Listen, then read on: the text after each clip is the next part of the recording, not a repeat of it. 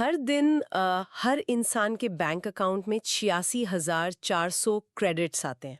लेकिन रात होते ही वो सारा बैलेंस जीरो हो जाता है। हाँ, मतलब कोई रिफंड नहीं, कोई सेविंग नहीं मिलती उसमें। बिल्कुल।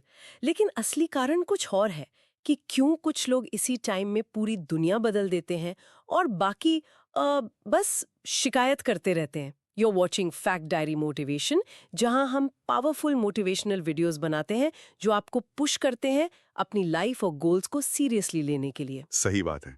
और आगे बढ़ने से पहले एक छोटी सी बात। बहुत से लोग रेगुलरली कंटेंट देखते हैं लेकिन सब्सक्राइब नहीं करते। अगर ये बातें वैल्यूएबल लगें तो सब्सक्राइब करके बेल आइकन जरूर प्रेस करें ताकि हर नई और पावरफुल इनसाइट सबसे पहले पहुंच सके। एग्जैक्टली तो आज के इस डीप डाइव में हम बात करने वाले हैं टाइम मैनेजमेंट और लाइफ के असली पर्पस के बारे में। हाँ, और ये समझेंगे कि ऑर्डिनरी और एक्स्ट्रॉर्डिनरी इंसान के बीच का फर्क असल में क्या तय करता है। देखो, लोग सोचते हैं कि वो दिन भर बहुत बिजी हैं, इसलिए वो जरूर सक्सेसफुल होंगे। और यही सबसे बड़ा मिस्टेक है। वेट, बिजी होना मिस्टेक है? बिल्कुल। असल में बिजी होना आज के समय की सबसे बड़ी बीमारी है।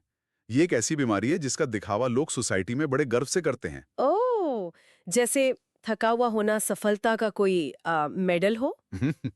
हमने इस बिजनेस को सच में एक स्टेटस सिंबल बना लिया है। वही ना, ऐसा लगता है कि अगर कोई स्ट्रेस में नहीं है तो वो लाइफ में कुछ कर ही नहीं रहा है। लेकिन सच कहूं तो बिना किसी क्लियर डायरेक्शन के सिर्फ कामों की लिस्ट पर टिक लगाना एक ट्रेडमिल पर दौड़ने जैसा है। पसीना बहुत आता है, थकान पूरी होती है, लेकिन जब दौड़ना बंद करते हैं ना तो इंसान वहीं खड़ा मिलता है, एक इंच भी आगे नहीं बढ़ता। और यहाँ दिमाग के न्यूरोकेमिस्ट्री का बड़ा खेल है। दिमाग छोटे कामों पर डोपामीन रिलीज करता है। जैसे ईमेल का रिप्लाई कर दिया तो डोपामीन मिल गया, डेस्क साफ कर दी तो डोपामीन। हाँ, ये झूठी प्रोडक्टिविटी का नशा है। और यहीं पर हमें डेफिनेटनेस ऑफ पर्पस यानी उद्देश्य की स्पष्टता को समझना होगा। मतलब जब तक मंजिल ना पता हो तब तक मेहनत बेकार है। एकदम बेकार है। दिमाग एक जीपीएस की तरह काम करता है। अगर डेस्टिनेशन एंटर नहीं किया तो वो सिर्फ आसपास के रास्तों पर घुमाता रहेगा। तो सिर्फ अमीर बनने या फिट होने के सपने देखने से कुछ नहीं होगा। सपने तो हर इंसान देखता है। सही कहा। एक सपने और लक्ष्य में जमीन आसमान का फर्क होता है। एक बहुत पावरफुल लाइन है, a goal is a dream with a deadline. यानी डेडलाइन के साथ देखा गया सपना ही लक्ष्य होता है। बिल्कुल। जब तक सपना सिर्फ दिमाग में है वो इल्यूजन है, पर जब एक तारीख जुड़ जाती है तो हमारे दिमाग का रेटिकुलर एक्टिवेटिंग सिस्टम यानी आरएएस एक्टिवेट हो जाता है। अच्छा, ये आरएएस वाला कॉन्सेप्ट, ये एक फिल्टर की तरह काम करता है ना? हाँ, अचानक से दिमाग उन सभी अपॉर्चुनिटीज को नोटिस करने लगता है जो उस डेडलाइन को पूरा करने में मदद कर सकती हैं। लेकिन यहाँ एक प्रैक्टिकल प्रॉब्लम आती है। हम देखते हैं लोग 8 से 10 घंटे किसी और के बिजनेस में निकाल देते हैं, पर जब खुद के सपने की बारी आती है तो दिमाग कहता है कि टाइम नहीं है। और यही सबसे बड़ा झूठ है। जब लोग कहते हैं कि टाइम नहीं है तो असल में उनका मतलब होता है कि ये मेरी प्रायोरिटी नहीं है। ये बहुत कड़वा सच है। कड़वा है पर सच है। अगर कोई कहता है हेल्थ के लिए वक्त नहीं है तो हेल्थ उसकी प्रायोरिटी नहीं है। जो कि यहाँ एक ट्विस्ट है। अगर मान लीजिए किसी ने प्रायोरिटी सेट कर भी ली, तो क्या सच में हर छोटे बड़े टास्क को निपटाना जरूरी है? क्योंकि टू डू लिस्ट तो बहुत लंबी हो जाती है। यही लोग गलती करते हैं। और यहीं पर 80-20 रूल, जिसे परेटो प्रिंसिपल कहते हैं, वो आता है। वही ना, कि हमारी 80% सक्सेस सिर्फ 20% कामों से आती है। एग्जैक्टली बाकी के 80% काम सिर्फ हमें बिजी रखने का इल्यूजन देते हैं। सफल लोग कभी पूरी लिस्ट पर ध्यान नहीं देते। वो सिर्फ उस 20% पर फोकस करते हैं जो गेम चेंजर होते हैं। यहाँ मुझे एंड्रो कार्नेगी और आइवी ली का वो किस्सा याद आ रहा है। ओह, वो प्रोडक्टिविटी कंसल्टेंट वाला। हाँ, कार्नेगी ने आइवी ली को बुलाया था। ली ने कहा कि हर रात अगले दिन के सिर्फ 6 सबसे जरूरी काम लिखो और अगले दिन पहले काम से शुरू करो। और जब तक पहला खत्म ना हो दूसरे पर मत जाओ। बिल्कुल। ये आइडिया इतना पावरफुल था कि कार्नेगी ने उस जमाने में $25,000 का चेक दिया था उन्हें। ये एक परफेक्ट एग्जाम्पल है कॉन्सेंट्रेशन ऑफ एफर्ट का। सब कुछ करना जरूरी नहीं है। बिखरी हुई एनर्जी को फोकस में लाने का सबसे सॉलिड तरीका है टाइम ऑडिट। टाइम ऑडिट यानी समय का हिसाब रखना, जैसे पैसों का रखते हैं। हाँ, और बहुत रूथलेसली ऑनेस्ट होकर। एक सिंपल कैलकुलेशन देखते हैं। आज के समय में लोग कम से कम 2 घंटे रोज सोशल मीडिया पर निकाल देते हैं। 2 घंटे तो लोग बहुत आराम से निकाल देते हैं स्क्रॉल करने में। अब इसको साल भर का कैलकुलेट करो। ये होते हैं 730 घंटे। और इसको 24 से डिवाइड करें तो वेट, 730 घंटे? मतलब साल का पूरा 1 महीना हो गया। पूरा 1 महीना बिना सोए बिना खाए सिर्फ स्क्रीन स्क्रॉल करने में चला गया। ये कैलकुलेशन सच में अंदर तक हिला देने वाली है। 1 महीने में इंसान कोई नई स्किल सीख सकता है, हेल्थ बदल सकता है। बिल्कुल बदल सकता है। लेकिन एक ज़रूरी सवाल यहाँ ये है कि आज के दौर में हर ऐप हमारा अटेंशन निचोड़ने के लिए डिज़ाइन किया गया है।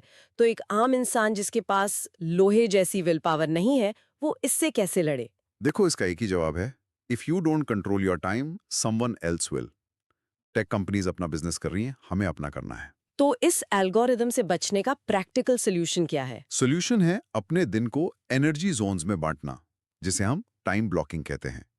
यह सिर्फ टास्क लिस्ट नहीं है, बायोलॉजी का खेल है। बायोलॉजी? मतलब सुबह की एनर्जी को अलग तरह से यूज करना? हाँ, सुबह का वक्त डीप वर्क जोन होना चाहिए। प्रीफ्रंटल कॉर्टेक्स फ्रेश होता है, विल पावर स्ट्रांग होती है। इस वक्त कोई फोन नहीं। सिर्फ वो 20% वाला मेन काम। जैसे थॉमस एडिसन कहते थे। सही पकड़ा।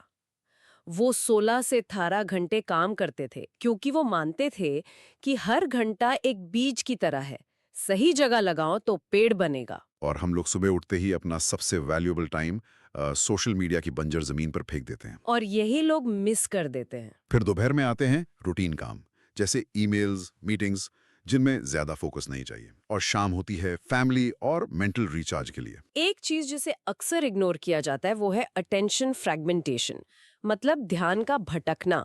लोग सोचते हैं कि बस 5 मिनट फोन चेक किया, क्या फर्क पड़ता है? पर फर्क पड़ता है, दिमाग को स्विचिंग कॉस्ट पे करनी पड़ती है। बिल्कुल। कॉग्निटिव साइंस कहती है कि एक बार फोकस टूट गया ना, तो वापस उसी डीप फ्लो में आने में तकरीबन 23 मिनट लग जाते हैं। 23 मिनट, यानी 1-2 मिनट की नोटिफिकेशन ने 25 मिनट का नुकसान कर दिया। यही वो छोटे छोटे लीकेज हैं जो दिमाग को एग्जॉस्ट कर देते हैं।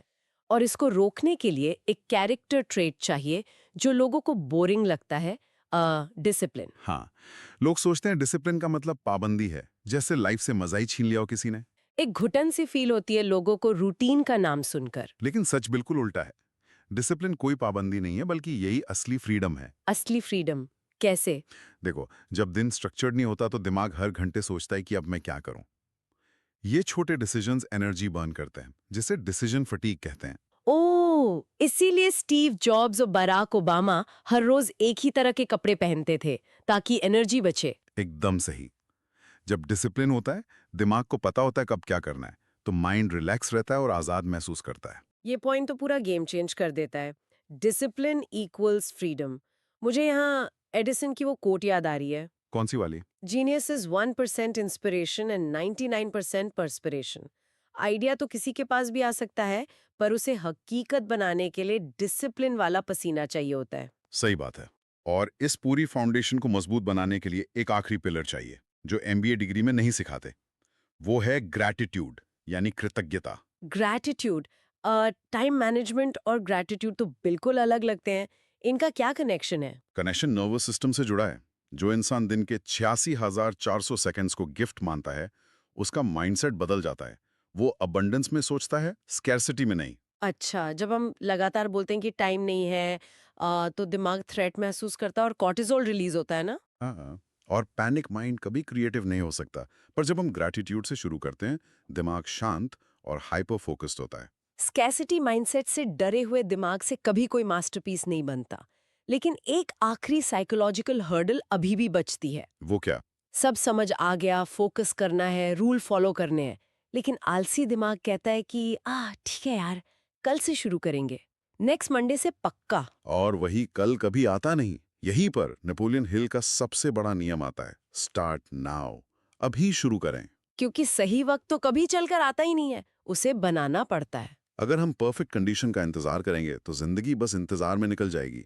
एक बहुत गहरा सवाल है, अगर पता चल जाए कि कल आखिरी दिन हो, तो क्या आज का दिन स्क्रॉल करने में निकालोगे? कभी नहीं, एक पल भी नहीं वेस्ट करेंगे।